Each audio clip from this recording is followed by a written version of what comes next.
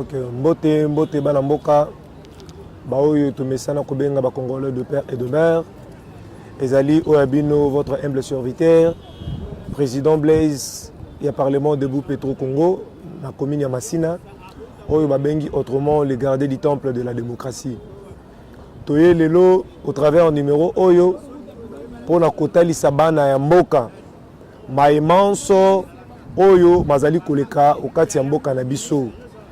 Na yango, bana mboka, Tokobeta Masolo, na 4 points oyo kozala inscrite à l'ordre du jour ya biso mokolo lelo. Tokomeka mpe kobeta matali évolution to fonctionnement ya parti na biso to bengi UDPS. Parce que tant qu'on s'est présenté que nous allons président du Parlement debout, c'est-à-dire nous avons président du Parlement debout UDPS Bar Tshisekedi et communicateur ya parti yango bomoni toye to lobi to bandana na matali parti na biso moko. Pambate fubana mboka baye bandenge ni parti ya ko évolue actuellement niveau ni to komeli pesika ni to akokende. Et la deuxième point to komeka mpe ko développer matali insécurité na est de la République démocratique du Congo. Et puis troisième point to komeka mpe ko lobela matali justice ya mboka na biso. Et quatrième point to ko succès na matali gouvernement. Et sans plus tarder na kokende na lombango mingi na o etali premier point na biso. Oh, to bengi école du parti, c'est-à-dire maïma kolekana kati ya parti na biso. Mes très chers compatriotes, esengeli malam boye ba été UDPS ezali le seul patrimoine national oyo Zamba pesa biso comme cadeau. Pourquoi dans le lobby ezali patrimoine national? C'est parce que c'est le seul parti oyo eya kolité pour le développement du Congo, parti oyo eya kolité pour na contre banti valeur nyos. C'est-à-dire pour na kobundisa banti valeur et puis ko faire développer mboka, c'est ça l'UDPS oyo musala UDPS ezala instauré. Et na yango biso tant que ba communicateur ya UDPS, nous avons la seule obligation de travailler pour l'intérêt du parti ainsi que l'intérêt du pays. Maintenant matali parti na biso, mes très chers compatriotes, esengeli na biso toyeba malamu ete na tango oyo tozali parti na biso ezali na mwa bakokoso mingi.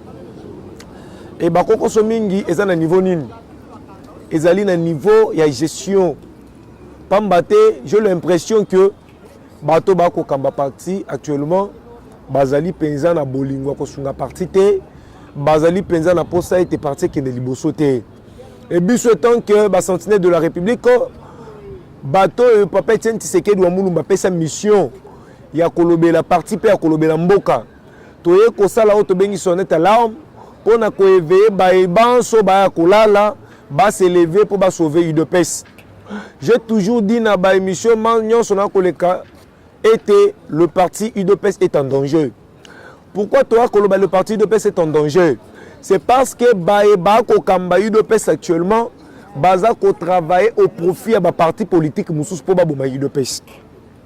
Donc na yango biso to lelo kotalisa été il est temps que ba Congolais pe ba Congolaises to s'élever comme un seul homme pour la sauver mboka na biso pe pour la sauver parti na biso UDPS. Lelo to komona bato ba koleka on a ba parlementaire debout pour soutenir ba décision oyo. Oh, tout d'abord ezali illégal. Pourquoi to bengi yango illégal? C'est parce que la décision va intervenir directement dans la violation de la texte de la Constitution de la République démocratique du Congo. Donc la décision est violée l'article Oyo et droits et libertés fondamentales des citoyens. C'est-à-dire loi Oyo est prise arrêté pris par le vice-premier ministre, ministre de l'Intérieur, Otobeng na kombo ya Daniel Asselu. Monsieur Wana azali ministre issu na liste ya UDPS. Il faut d'abord couper sa précision. Mais on a na yebi pour na comprendre ba décision eza ko cibler directement UDPS, pour na comprendre ba décision toi ko traiter ba décision discriminatoire. O eza ko cibler ba parlement debout ya UDPS, pambate ba yebi ete le Parlement debout est une structure comme sous-bassement à l'UDPS.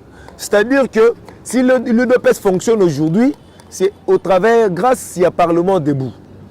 Les Parlement debout, ndenge sali que UDPS et se maintenir jusqu'à présent. Parce que bateau ba ko gérer au quotidien UDPS apparemment baza ko koma pena à la hauteur T. C'est-à-dire que basi ba koma ko boma ba cellule, ba section, ba fédération fonctionner comme il faut. C'est le parlement debout etikala lokola lisuya fachi, lisuya peuple congolais, pe lisuya papa Etienne Tshisekedi wa Mulumba pona ko bundela mboka. Et na yango to ko décrier, to za ko mettre en garde quiconque quoi cause sous ma décision pareille pour déstabiliser parti na biso, ko fragiliser yango pour être mokonzi mboka Félix Antoine Tshisekedi Tshilombo à perdre majorité en 2023. Parce que j'ai toujours dit aux gens, Tshisekedi Félix Antoine Ndenga Zali bolinga te, il sera réélu président de la République. Mais le problème se pose maintenant au niveau de la majorité au sein de l'Assemblée nationale. Il faut bien comprendre aussi, aujourd'hui nous avons un problème. On va décrire qu'il ne peut pas se retrouver. C'est au travers ça, c'est ça la raison primordiale. Du fait que nous sommes minoritaires dans l'Assemblée provinciale, il y a un moni toza capable de toza mesure ya ko définir politique na biso te. Et au moment où biso to comme prêt ya ba échéance électorale pour to affronter ba élection et bino bokomo ya ko na méthode de déstabilisation, méthode de destruction pour na ko boma parti na biso, pour na ko pesa biso kanda et na bitumba to bundi jusque là si to se retrouver na muté et nous le faisons bénévolement et puis boa ko énerver biso pour to silika. Et nous avons votre plan dans nos mains. Aussi, tu as été bon à posa été to meka MP au silica to désavouer de pèse au profit na bino pour bon meka MP ko sala ba mission na bino. Et biso to tu ebi malamu UDPS oyo to ya nango par conviction. To se retrouver na UDPS par conviction, c'est-à-dire to landa motote ba cadre nyonso ba koleka ba misu ba kozonga. Donc les personnes vont passer mais les institutions vont rester. C'est-à-dire que nous avons eu de pèse pour l'individualité. Nous avons eu de pèse par idéal. Donc nous avons vision et non individu. Donc nous avons biso parlementaire debout to ko sala appel mokonza mboka. Pamba te décision wana ezali décision mo mabe. Au-delà ya ko violer ba texte ya mboka, ezali décision oyo pe eza ko violer esprit otobengi ratio legis ya Etienne Tshisekedi wa Mulumba. Esprit ya Etienne oyo bande kolite pona ko bunda mboka oyo, pona ko sauver mboka oyo, décision wana ekipe ko bundisa yango. Na yango to ko mettre quiconque en garde oyo aza cadre ya parti ou ko soutenir décision wana. Et étant que la sentinelle de la République naza ko rejeter en bloc décision nyonso oyo ezalaki prise par ba soit-disant ba parlementaire debout on a monaki vidéo ba comprendre acte la décision wana et na ko dévoiler lokomoko parmi bato ba telemaki na décision wana o ba salaki vidéo wana ba président du parlement debout bazaki 6 mais na identification o le secrétaire général Augustin Kabouya senga ba sala ba identifier ba parlement debout ba président ba parlement debout tozalaki une soixantaine de personnes mais kuna to moni vidéo à plus de 20 personnes mais 6 présidents réels. C'est-à-dire il y avait de fictifs. Et mission Bayeli a créé un fictif pour déstabiliser le parti.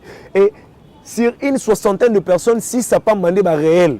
Et les soixantaines restants, Bazaki parti prité. Donc Bazaki partant dans la décision Wana, c'est-à-dire que décision Wana est abrogée de plein droit et tombé caduc. Tu rejeté en bloc, biso toza contre arrêté ya ministre ya intérieur et tous appels contre na ba décision bato nyonso ba ko soutenir décision wana na yango to ko senga na mokonza mboka ata la biso ba parlementaire de buna lisu ya mao mokonza mboka a instruit ministre wana ya intérieur o aza ko bundisa parti na yemo sans le savoir na décision na yema B et nous comptons vraiment sur ça to bi ke mokonza mboka landara biso. Et tu as dit, madame, il va prendre une décision salvatrice. Nayango, mes très chers compatriotes, toi, tu as été biso combattant, peu combattant, c'est UDPS, tous à la liste du couloir et liste. L'UDPS, tout ce loba yango était, état d'esprit. UDPS, ezali banderole te, UDPS, ezali drapeau te, UDPS, chemise te, quoi que ce soit te. L'UDPS est un état d'esprit.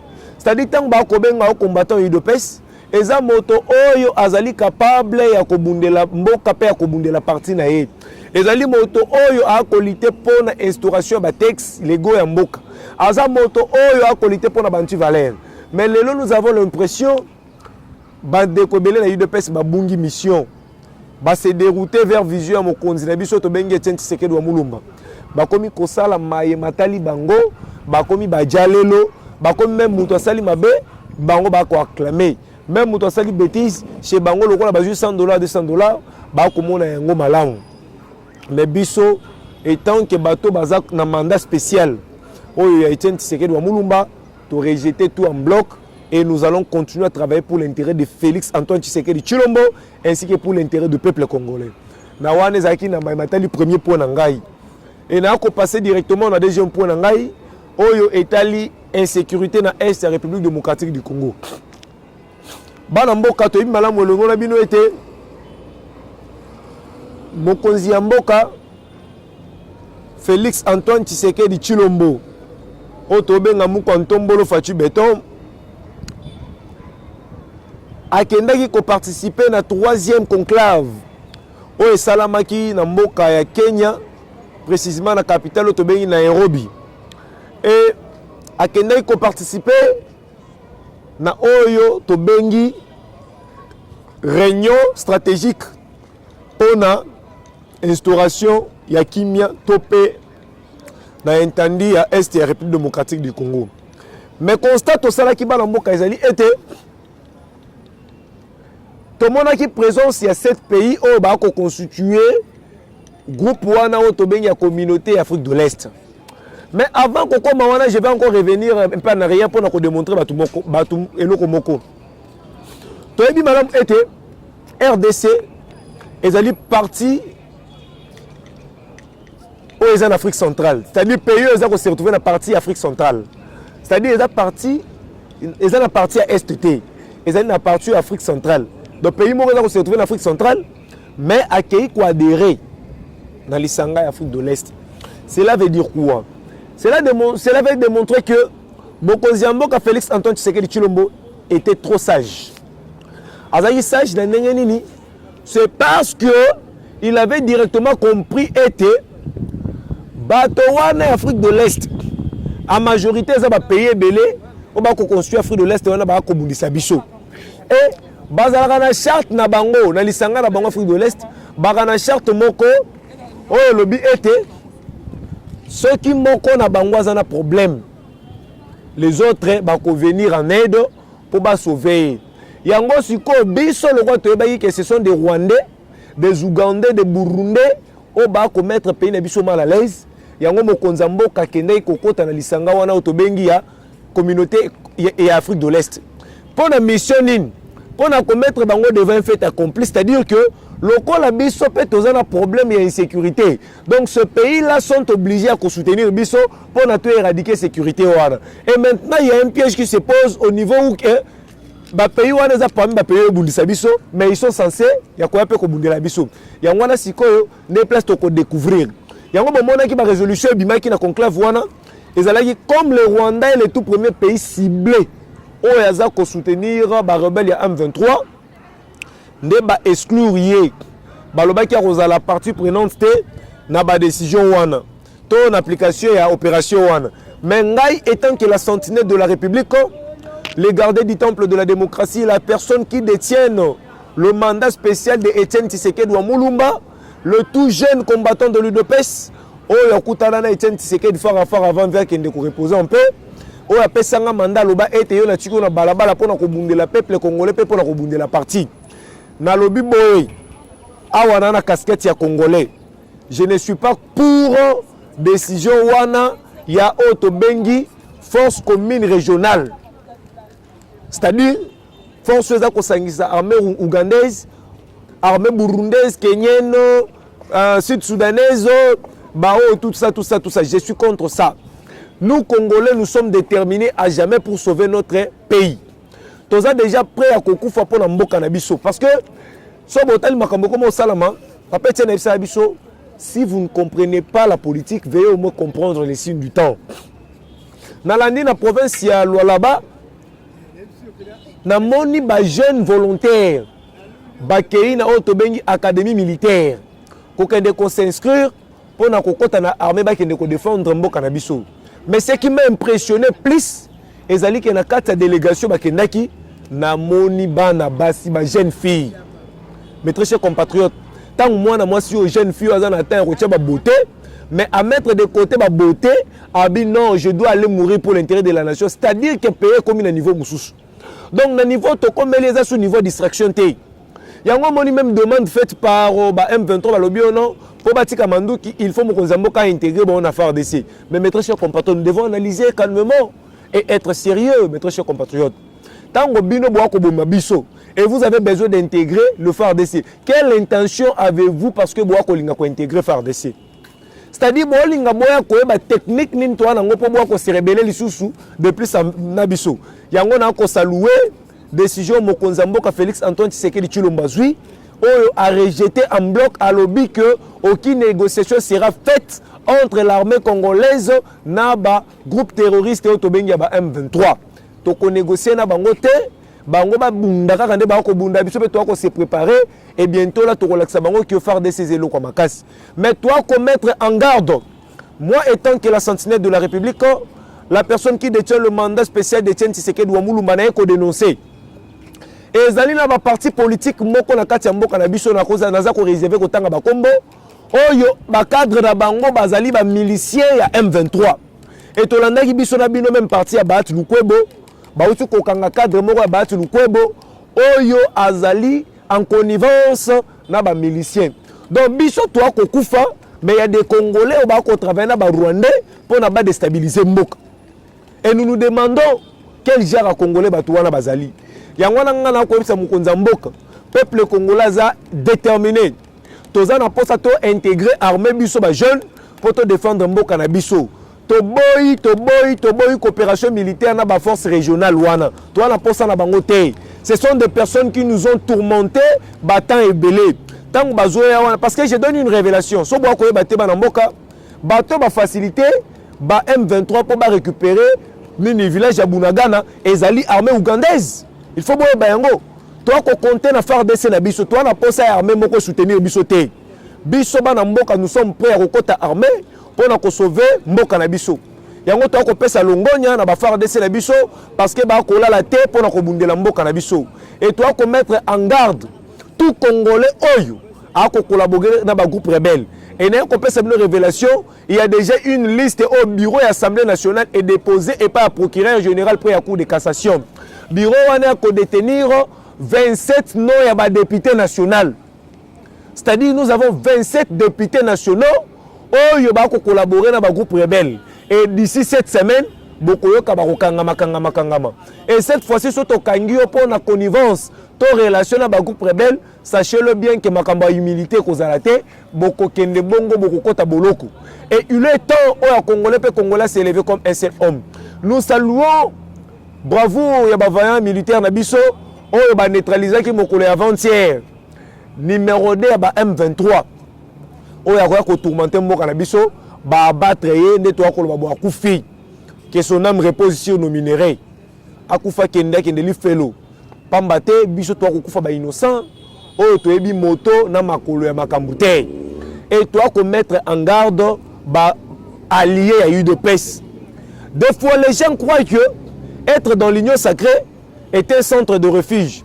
Vous vous trompez, monsieur. Bokomikosa. Union sacrée est un centre de refuge.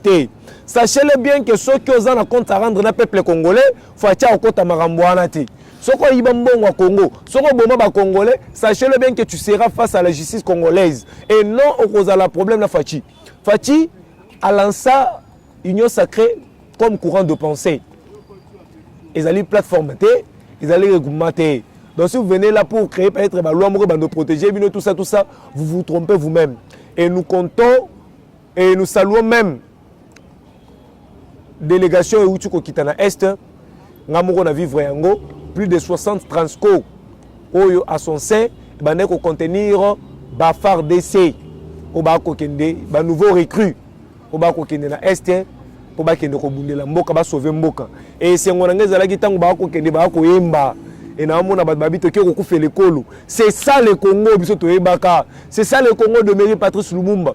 C'est ça le Congo de Tien Tshisekedi wa Mulumba. C'est ça le Congo de Kimbangu et c'est ça le Congo de Fatou Beton. Donc toza na posa ete bato basa la déterminer bongo. Et je suis sûr que si nous avons des problèmes au sein de notre armée, surtout qu'on finir jusqu'à maintenant, c'est parce que l'armée est infiltrée. Je l'ai dit tout haut. L'armée n'a pas infiltrée dans les étrangers. Mokonzamboka, il faut un nouveau recensement au sein de l'armée congolaise. Pambate, il y a des étrangers au Bakokamba, armée n'a pas. Comme Mouton au Kamba, deuxième région militaire. Je ne suis pas militaire, je ne suis pas militaire. Ce monsieur-là, c'est un lieutenant général. Comme on est pacifique, sur Wana. Ndeko Wana a contrôlé 9 provinces de la République démocratique du Congo. Mais c'est un Rwandais à 100%, c'est un tout Rwandais. Et vous croyez qu'une personne a contrôlé 9 provinces à Mboka et il est Rwandais, sachez-vous que cette personne-là sera en mesure d'aider le Congo pour abattre les Rwandais, qui sont ses frères. Non. Et il y a un problème qui se pose. Dans la vidéo qui a circulé, Paul Kagame a reconnaître maintenant que les M23 ce sont des Rwandais qui sont au Congo pour défendre leurs frères rwandais et sœurs. Mes très chers compatriotes, soyons sérieux. Congo Oyo ezali une et indivisible. Mokonzamboka lobaka yango ete du fait que Aza président de la République ya Congo. Parce qu'il faut un mandat dans Congo, il faut une précision. Félix Tshisekedi a une mission. Du fait qu'il y a en pleine mission dans le Congo, sachez-le bien que le Congo atteint un centimètre où il n'y a pas de. Donc, nous avons l'impression que l'ennemi à Congo va comme motivé. Et dans la minute où on a fait sa révélation, mes très chers compatriotes, si on voit comment la guerre est et comment on s'active fortement, tout d'abord, la raison primordiale est d'aller minerai à Congo. C'est-à-dire que Rwanda est le seul pays d'Afrique où il y a une usine de raffinage de matières premières. C'est-à-dire que les matières premières en Afrique, sont raffinées en Rwanda. Surtout mingi au Congo. Donc, les investisseurs étrangers en matière minérale vont s'installer en Rwanda. Il y a un pays où Rwanda développé rapidement. Mais nous comptons les grands esprits. Tant qu'on en fonction et l'autre à liboso bandeko créer zanine ba usine à raffinage na niveau ya mboka na biso. Et actuellement je vous annonce nous avons déjà des usines à raffinage. Moko za na Kisangani déjà s'il faut ba lancer ouverture, mosusu ezali na Bukavu déjà s'il faut ba lancer ouverture, na Luala ba déjà oyo banda ko traiter ba cobalt na ba coltan ezo sala mengi sila et tant eza ko sila déplace beaucoup le développement moko automatique ya Congo mes très chers compatriotes. Parce qu'actuellement, les investisseurs étrangers qui séjournent en Rwanda vont se rendre compte que tu vas en Rwanda, tu vas la chair, minerai à l'issouté, diamant à raté, cobalt à raté, or à l'issouté, parce que place où est là, Mukwata, Bakanga qui ont déjà pas fati, donc comme nous avons une usine à raffinage, nous devons aller nous installer au Congo pour maintenant travailler dans les Congolais. Et plus nous travaillons dans Bisso, c'est plus le pays qui développe, c'est plus nous gagnons de l'argent au pays. Il y a un moment où Kagame la minute à Salisaki Kafumba la réunion dans Mboka na ye. A ABC Batunaye, même après moi, ne laissez pas le Congo tranquille, car notre pays vit pour le Congo. Et Bisso va te répondre tant na bango déjà ils ont épuisé, à la minute où komisko tant que les Congolais va se retrouver. C'est-à-dire, biso to banda ko raffiner ba minerai awa, biso moto teka yango to pesa ba prix et le pays va développer. Yango nous comptons à la bravoure, nous comptons Mbolo Félix Antoine Tshisekedi Tshilombo. Nous comptons vraiment sur sa détermination et biso peuple congolais en général parce que je suis la sentinelle de la République. Donc na kota la Congo mobimba ezali mandat o Tshisekedi atikelanga. Moto ko boto langa yango azate. Na eko loba boye. Congolais nyonso ana sima ya mokonzamboka parce que dans la naïs samedi venanga Martin Fayulu a marchaki pour na soutenir ba FARDC et ça langa malamu parce que a soutenir ba FARDC en oubliant que le commandant suprême des FARDC c'est Fachi. Donc a ko soutenir même Fachi directement banda ko yebate. Merci venanga Fayulu parce que comprendre que mokonzara moko Donc, le rôle de il faut soutenir parce que Fachi, c'est une bénédiction pour la République. Sur le lot, Ozangi Fachi, et Rosala Maoming, il y a un autre qui est Nzamba PCM Maël, sagesse à l'instance de Salomon pour continuer à faire la mission au Azana na Congo. Si tu as une mission aussi là, et puis tu as un mandat na Congo. On a le deuxième point à développer.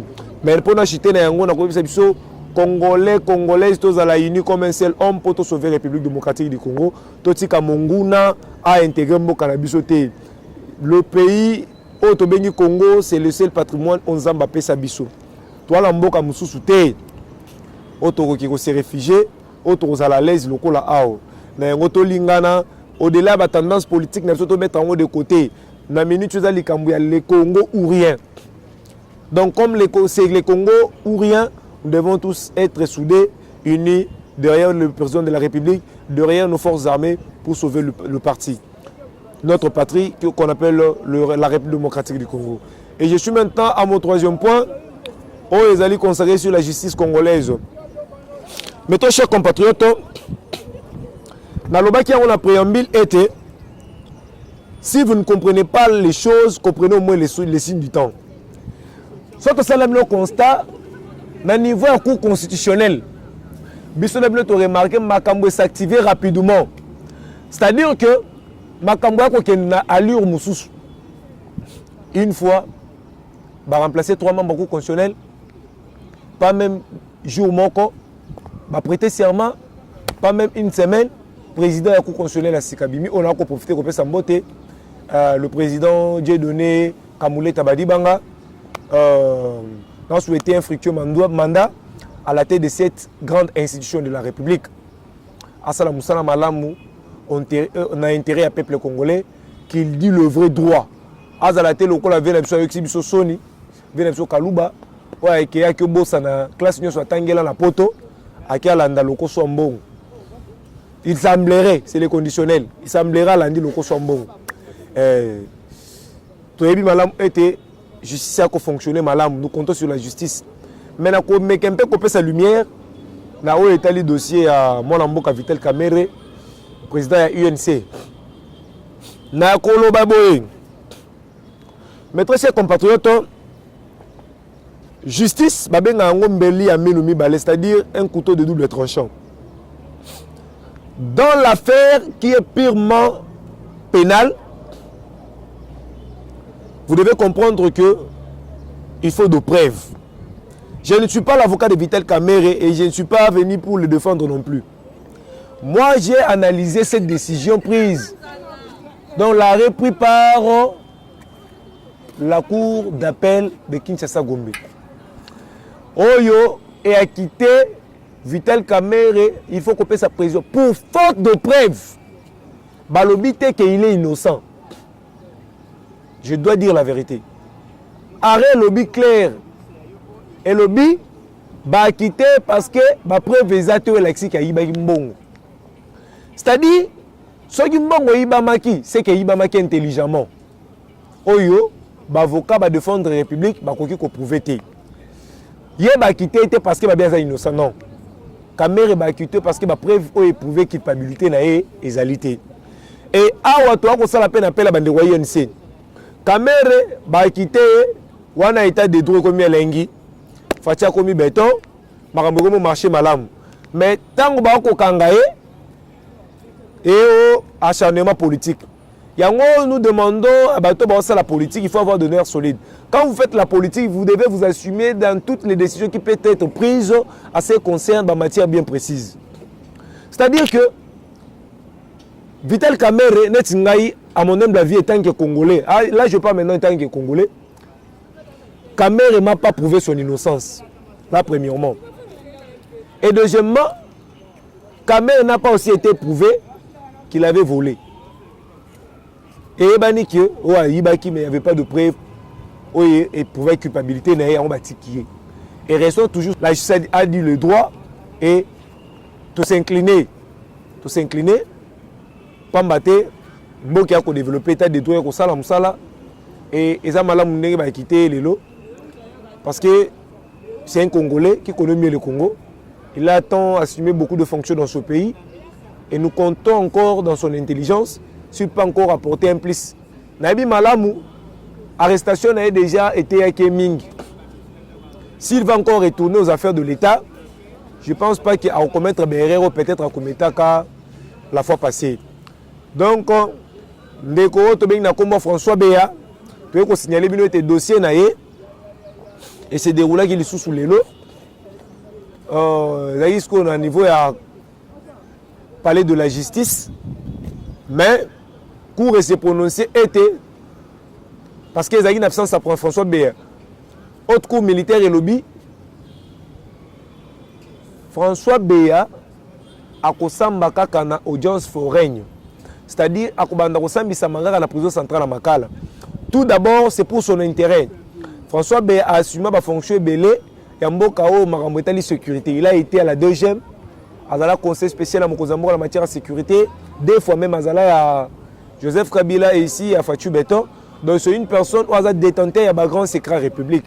Donc c'est une personne qui tient n'importe où pour peut-être il peut être abattre pour na kubomba ba secret mususu. Et on va bien basambisera na makala pour la protection à Yemokopé. Et cour s'est prononcé qui compétente, autre cour année s'est prononcé compétente pour la juger.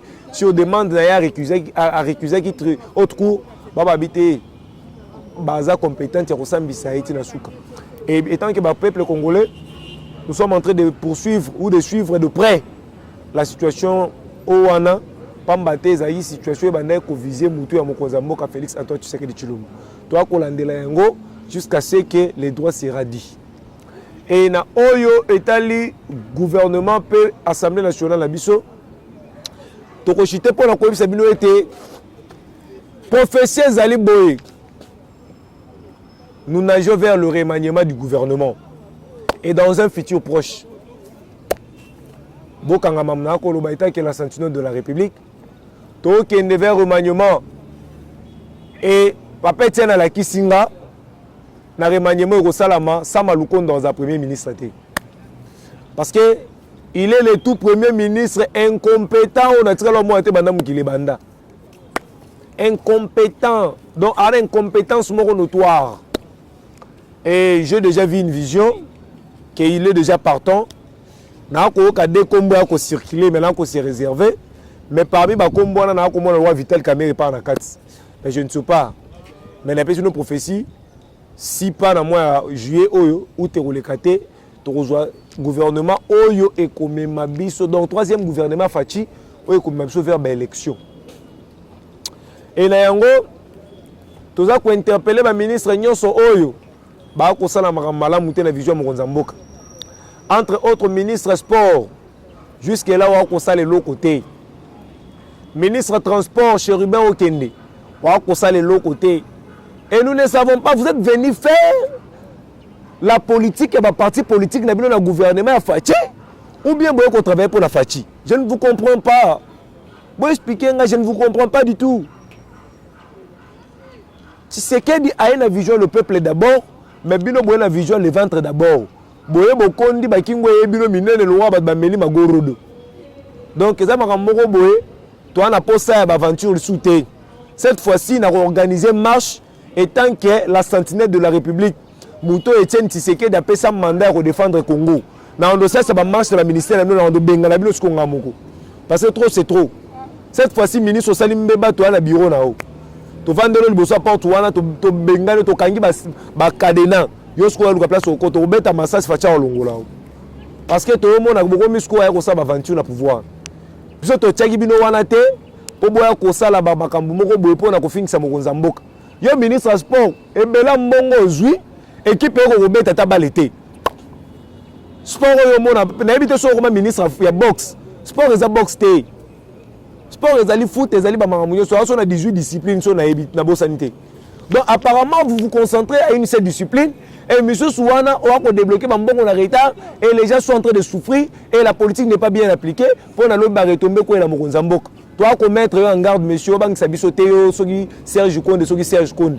Et je ne sais pas comment est-ce que on se retrouve à place Souana. Parce que ma place sera le ministère sport faut pesa on bato ba imamba bal. Yo utino soki na poto le ba hamburger na ba shawarma. Ozoya au ministre sport incompétent. Aux incompétents le roi premier ministre dans Samaloukondi.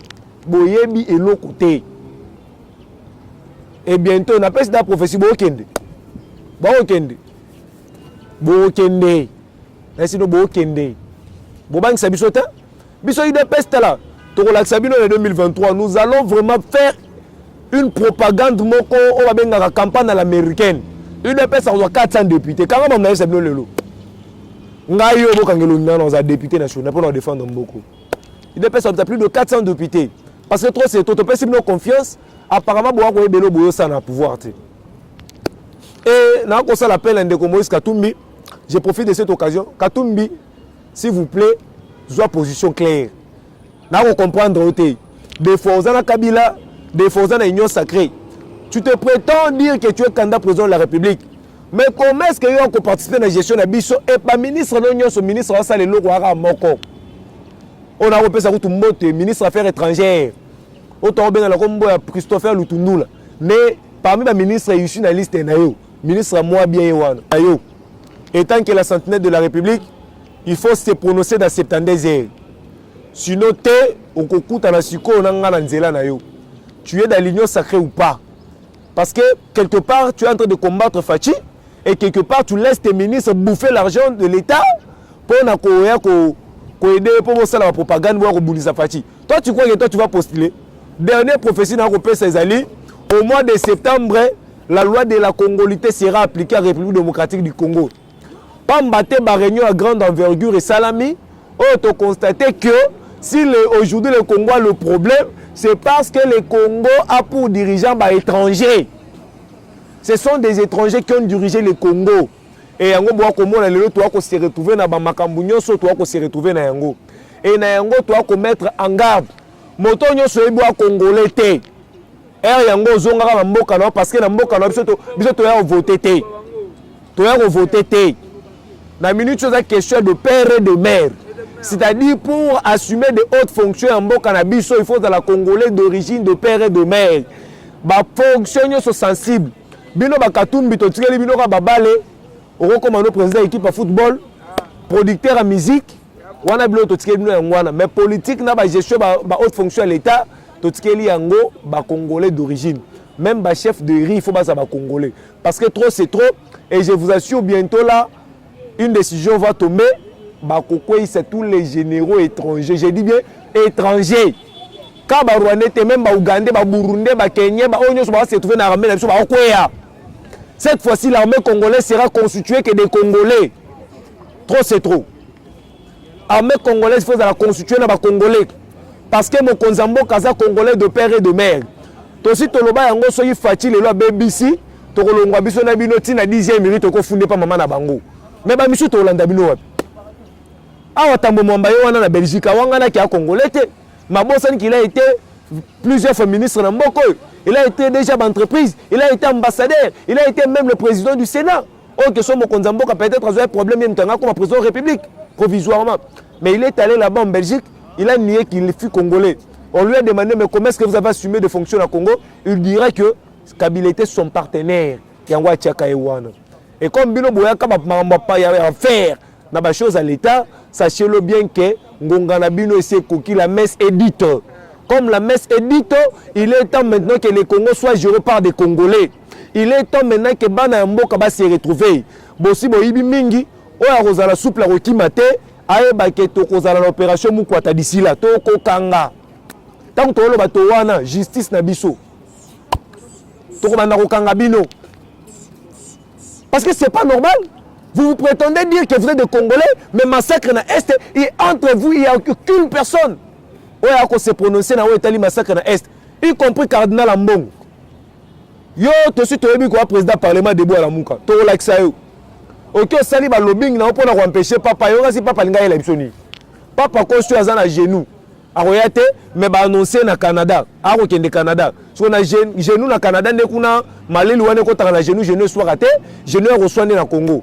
Tu as la poste à Moutouté, Fatia Zawana, Yem Torbonsa Congo. So bon gabo so bo tutu na bino na bovanda dans la Vatican, tu appelles la binoté. Congo c'est ba Congolais, tous les Congolais soyons unis derrière Fachi Béton, tous les étrangers er yango et bo genozonga bande banda kuna bino, pambaté l'air est grave, il est temps de sauver de la République démocratique du Congo, ndenge toloba que vive la République démocratique du Congo, que vive le président de la République, que vive l'UDPS. Je vous remercie. Bazana pour ça contacter Bisso et votre humble serviteur, les gardiens du temple de la démocratie, la centenaire de la République, la seule personne qui détient le mandat spécial du président de la République, de rester dans la rue pour sauver le peuple congolais ainsi que sauver le Congo en général.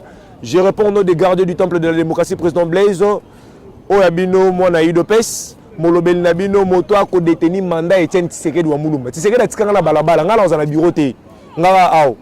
Pour nous défendre Bino, au hasard pour ça vous contactez Ngai, plus 243 81 34 34 671, la bande pour une audition Malamu, plus 243 81 34 34 671.